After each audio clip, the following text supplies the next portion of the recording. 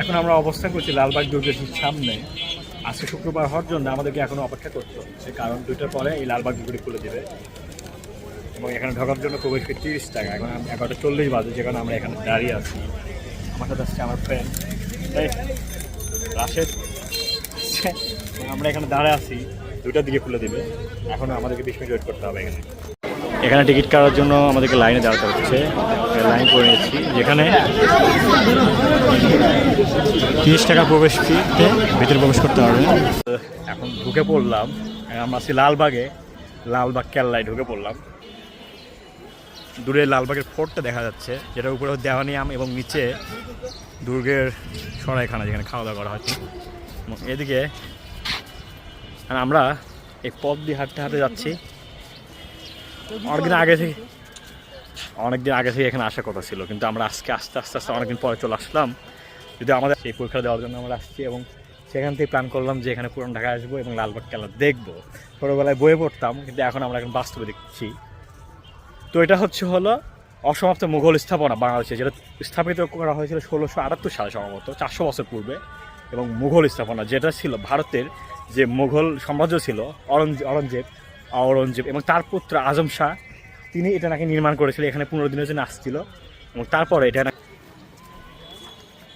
এবং পরবর্তীতে শায়েস্তা খাঁ তিনি নির্মাণ কাজ শুরু করেন, এবং তার কন্যা পরিবিবি মারা যাওয়ার পর এটার কাজ অসমাপ্ত রেখে এবং তিনি তারপর এখান থেকে মুর্শিদাবাদে চলে যায়, যে কারণে এটা অসমাপ্ত একটি মুঘল স্থাপনা হিসেবেই রয়েছে, যেটা অসমাপ্ত কেল্লা নামে পরিচিত। এবং এটাকে অরঙ্গবাদও বলা হয়। এবং পরবর্তীতে এটার নাম 1680 সালের দিকে কি 1844-এর দিকে এটার নাম পরিবর্তন করে রাখা হয় লালবাগ কেল্লা। এবং আমার পেছনে এটা স্থাপনা।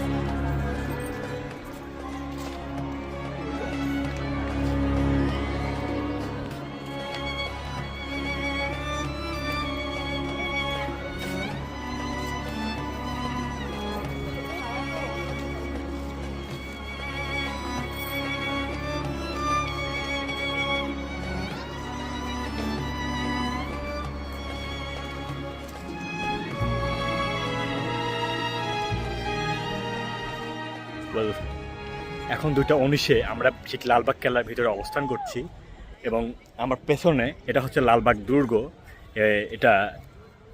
যেটা হচ্ছে দরবার হল। এবং আমার সামনে এখানে আমরা যে মসজিদটি নির্মাণ করেছিল মুঘল সম্রাটরা, এবং সেটা দেখতে পাচ্ছি আমার ঠিক পেছনে। এটা সেই মসজিদ যা নির্মাণ করেছিল শায়েস্তা খাঁ। যদি আমরা দেখি, আমরা কিছুক্ষণ আগে এখানে নামাজ পড়লাম, জুমার নামাজ আমরা এখানেই পড়েছি। এটা হচ্ছে সেই মুঘল মসজিদ, যেটা নির্মাণ করেছিল সম্রাট শাহজাহানের পুত্র।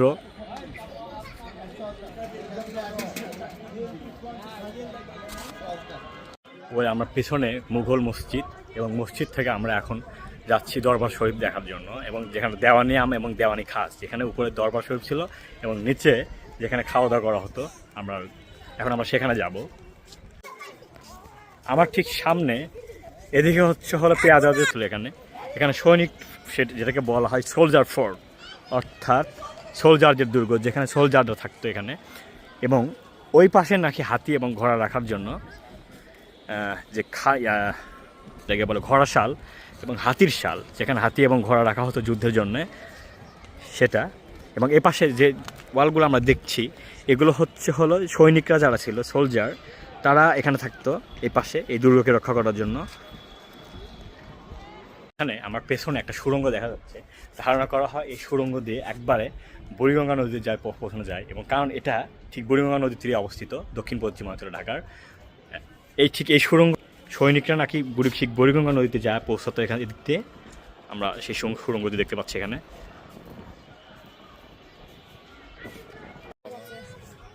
এখন আমরা যাচ্ছি সৈনিক ফোর্টের সামনে দিয়ে, এবং এপাশে এই সাইডটা যেখানে সৈনিকরা থাকতো, এবং ওইদিকে রাজা বাদশারা থাকতো। অস্থির একটি জায়গা।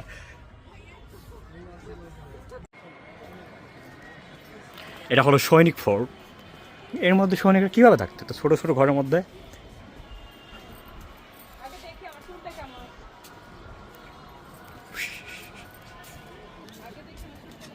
এখন আমরা যে সৈনিক কেল্লার যেটা সৈনিকের যে সোলজাররা যে কেল্লার মধ্যে থাকতো এবং এই কেল্লার ঠিক ছাদে উঠবো, তার জন্য এখানে এবং এই সিঁড়ি দিয়ে আমরা ঠিক ছাদে উঠবো। উঠছি, ওরে বাবা এখানে তো ঈদে ভরে গেছে, সুন্দর পরিবেশ, সব কাপেলরা এখানে। আমরা সব ঠিক সৈনিক ফোর্টের উপরে আমরা এখন, সোলজাররা যে ফোর্টে থাকতো ঠিক সেটার উপরে।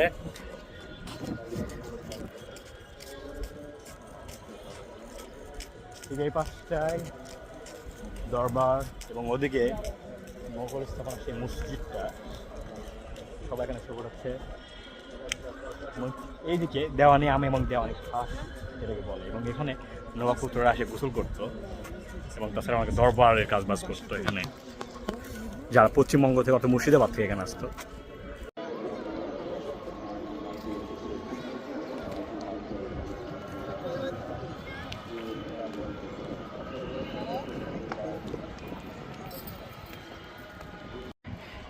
এখানে ছাদে প্যারাপেট রয়েছে, যেখানে থেকে আমার হয় এখান থেকে এখানে শুয়ে পড়তো এবং এখান থেকে তারা তীর বল্লমের মাধ্যমে এই পুরো ফোর্টটাকে নিয়ন্ত্রণ করত এবং নিরাপত্তা দিত। এবং এর উপরে ঠিক সব দিকে প্যারাপেট অল করা, এবং যেগুলো সৈনিকদের নিরাপত্তার জন্য ব্যবহার করা হতো, এবং এখান থেকে তারা সম্পূর্ণ দুর্গটিকে নিরাপত্তা বেষ্টনীতে আবদ্ধ করে রাখতো। এই ফোর্টের ঠিক পূর্ব দিকে একটা স্থাপনা দেখা যাচ্ছে, আমি জানি না এটা কি, কিন্তু এখানকার একজনকে জিজ্ঞেস করলাম যে এটা কি, আমাকে বললো এখানে সৈনিকরা ঘোড়া এবং হাতি এখানে এখানে রাখতো, যুদ্ধের সরঞ্জামাদিও এখানে রাখতো, যেখান থেকে কোথাও আক্রমণ করার প্রয়োজন হলে এবং নিরাপত্তা যদি প্রতিরোধ করার প্রয়োজন হতো তখন এখান থেকে তারা আক্রমণ করতো হাতি এবং ঘোড়া নিয়ে। আমরা এখন সেই দুপুরে দেখব।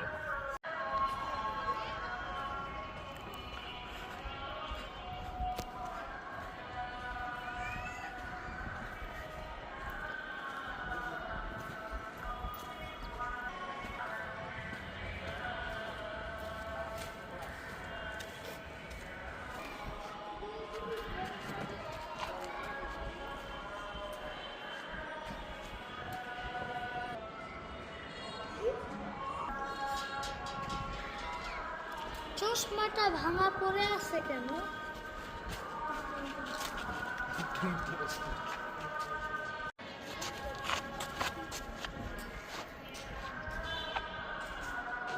ঠিক আমার পেছনে হচ্ছে গোপন সুড়ঙ্গ, এবং যদিও এখানে প্রবেশ করতে দেয় না এবং ধারণা করা হয় এদিক দিয়ে যারা গেছে তারা বেঁচে ফেরেনি কখনো।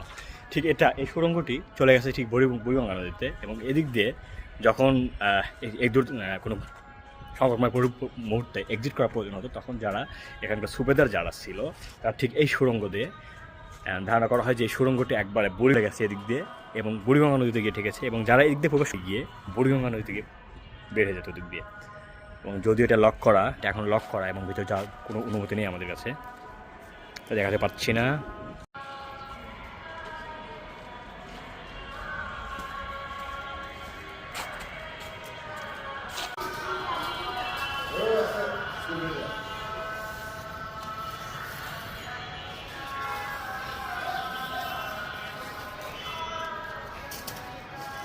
আমার পেছনে এটা হচ্ছে লালবাগ কেল্লার সাউথ গেট অর্থাৎ দক্ষিণ তোরণ, এবং এখানে ধারণা করা হয় যে এর উপরে ঠিক 4টি গম্বুজ রয়েছিল, কিন্তু এখন এখানে 2টি গম্বুজ অবশিষ্ট রয়েছে এবং ওপাশে আর 2টি নেই। 2টি সিঁড়ি রয়েছে এবং এদিকে ঠিক অভ্যন্তরীণভাবে প্রবেশের গেট। অভ্যন্তরীণ কক্ষের আদলে তৈরি তার 2 পাশে 2টি কক্ষ রয়েছে, এবং তোরণের শীর্ষভাগে 4টি কোণা 4টি মিনার রয়েছিল।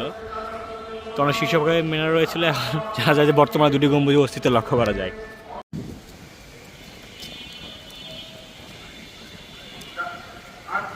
পেছনে আরেকটা গেট, এটা হচ্ছে এই কেল্লার ঠিক দক্ষিণ পাশের দ্বিতীয় গেট, এবং যেটা দিয়ে এক সময় রাজা বাদশাহ ঘোড়া হাতি যেত, কিন্তু এখন আর কিছু যায় না।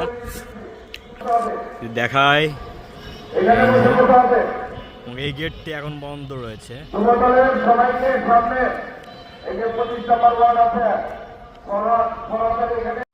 এখন আমরা যাচ্ছি ঠিক দরবার শরীফে, এবং দরবার যেখানে দরবার আম এবং দরবার খাস।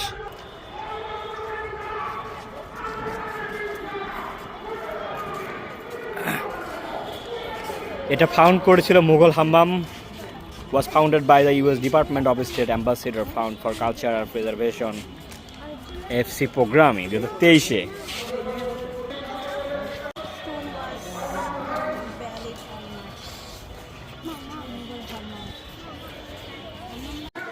এটাকে বলা হয় মুঘল হাম্মাম। এখানে যেটা করা হতো, নবাবরা এসে এখানে গোসল করতো।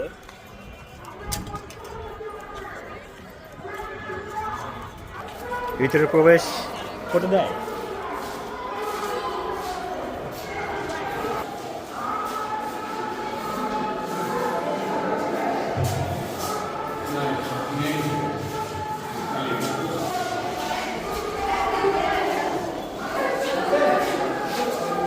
এখানে একটি জল ফোয়ারা দেখতে পাচ্ছি, ঠিক ওই সময়কার।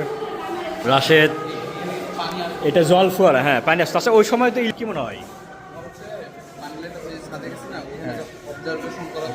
চাপে রাখতো,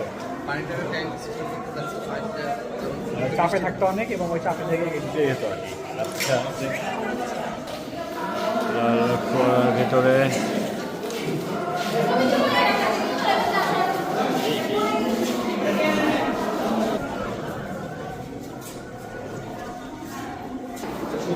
এবং এটা হচ্ছে বাথটাব, হাম্মাম বলে যেটাকে। এখানে নবাবরা এসে গোসল করতো। এবং এদিকে দেখেন এই ছিদ্র দিয়ে এই মূল ট্যাঙ্ক যেটা ছিল সেটা কিন্তু পানি আসতো, হ্যাঁ পানি আসে, এটা ভরে যেত। এবং এখানে ঠিক এই সিঁড়ি দিয়ে নামতো, নবাবরা এই সিঁড়িতে নামে, এখানে বুক পর্যন্ত পানি থাকতো এবং এর মধ্যে গোসল করতো তারা। অনেক সুন্দর একটি স্থাপনা এটা, রাজকীয় কারসাজি।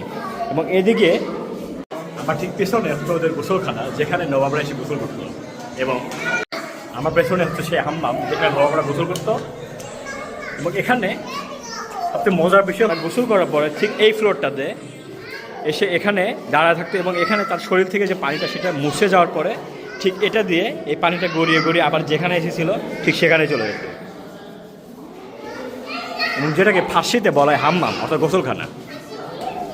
উপরে একটি মিনার, যদি এখানে কোনো বৈদ্যুতিক বাল্ব নেই, এটা কোনো বৈদ্যুতিক বাল্ব না, জাস্ট এটা ছাদ পুরো করে একটা সানসেট দেওয়া রয়েছে এখানে। এবং মনে হচ্ছে যে এটা কোনো বৈদ্যুতিক বাল্ব। এটা একটি স্থাপনা, নিদারুণ স্থাপনা এখানে, যে ভেতরে কোনো বৈদ্যুতিক বাল্ব নেই, তারপরে অনেক আলো। কারণ ছাদে আমার মাথার উপরে যা দেখতে পাচ্ছেন, এটা কিন্তু কোনো বৈদ্যুতিক বাল্ব না, ঠিক আছে। এটা হলো ছাদ জাস্ট ফুটো করে ওখানে কোনো একটি লেয়ার রাখছে, এবং যেটাতে ঠিক সূর্যের আলোয় আসতেছে, কিন্তু মনে হচ্ছে কোনো বৈদ্যুতিক বাল্ব, আসলে না। এবং এ থেকে বলা হচ্ছে মুঘল স্থাপনাগুলো এবং তাদের আর্কিটেক্টগুলো কত দক্ষ ছিল। এখন আমরা নবাবদের টয়লেট দেখবো, যে নবাবরা ওই আমলে কীভাবে তারা স্যানিটেশন করতো, নিয়ন্ত্রণ করতো। এবং এই রুমটা আমার পেছনে দেখতে পাচ্ছি, এই রুমে কিন্তু কোনো বৈদ্যুতিক কারেন্টের কোনো লাইন নেই, এবং বৈদ্যুতিক বাল্ব তখন ছিল না, এবং এখনও নেই। এবং তারপরেও এখানে কত আলো। এবং যে এটা হলো তাদের ঠিক এখানে তারা মলত্যাগ করতো, বাবা। এবং এদিক দিয়ে মল চলে যেত। এই ভিতরে হয়তো কোনো গোপন সুড়ঙ্গ, যদি সেরকম কোনো ইয়ে হতো তাহলে এদিক দিয়ে তারা এক্সিট করতো আর কি। নিদারুণ আর্কিটেকচারাল নির্দেশনা।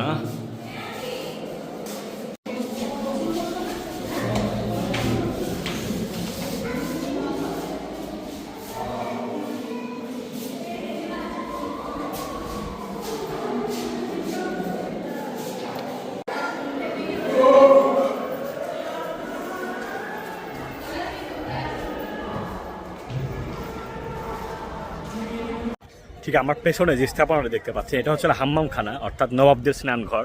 এবং যার মধ্যে 5টি কক্ষ রয়েছে, এবং প্রত্যেকটি কক্ষে একটি করে গম্বুজ রয়েছে। এবং গম্বুজের ঠিক মাথার উপরে ওই কেন্দ্রতে ছিদ্র রয়েছে, এবং ওখানে একটি গ্লাস দেওয়া রয়েছে, এবং যার ভেতর দিয়ে সূর্যের আলোয় আসে, কিন্তু ভেতর থেকে মনে হয় যে ওটা কি বৈদ্যুতিক বাল্ব। এবং আমরা প্রথমে মনে করেছিলাম যে ওটা বৈদ্যুতিক বাল্ব, কিন্তু এটা আসলে বৈদ্যুতিক বাল্ব না।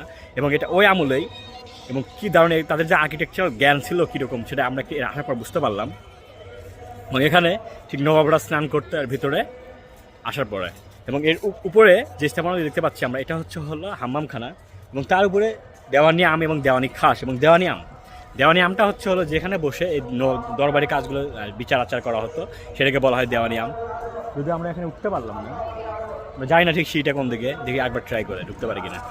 এখানে শায়েস্তা খানের কথিত কিছু ছোটো কন্যা জিনিস ছিল, ওর নাম হলো শামসাদ বানুরের সমাধি ঠিক এখানে, এবং এখানে পরিবিবির সমাধিও রয়েছে। এবং এটা নিয়ে একটা রিউমার আছে যে পরিবিবি মারা যাওয়ার পরে এবং তারা ধারণা করেছিল যে এটা একটা অপয়া জায়গা, এবং যে কারণে এখান থেকে রাজধানী স্থানান্তর করে তারা মুর্শিদাবাদে নিয়ে গিয়েছিল।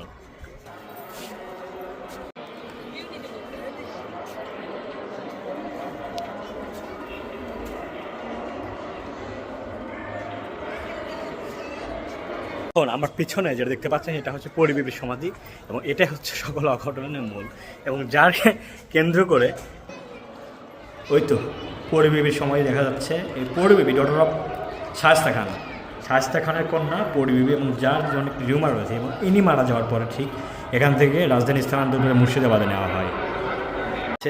যে শায়েস্তা খানের আমলে যে এটা ইতিহাসে আমরা পড়েছিলাম, শায়েস্তা খানের আমলে ঢাকায় ঠিক 1 টাকায় 8 মণ চাল পাওয়া যেত।